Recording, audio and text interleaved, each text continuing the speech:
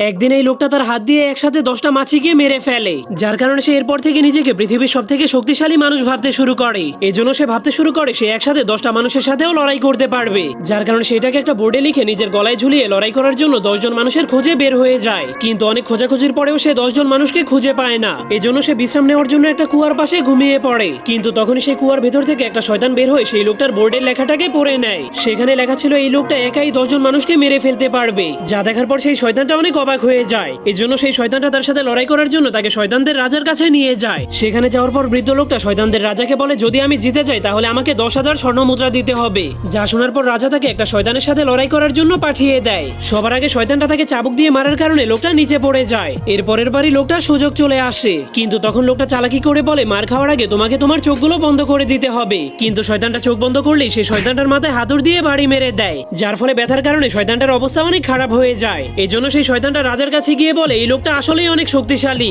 এজন্য রাজা অনেক ভয় পেয়ে লোকটাকে অনেকগুলো সোনার মুদ্রার উপরে বসিয়ে তার বাড়িতে পৌঁছে দেয়। এভাবেই চালাক লোকটা সবগুলো শয়তানকে বোকা বানিয়ে 10,000 সোনার মুদ্রা পেয়ে গিয়েছিল। हेलो भाई, डर रहा है क्या?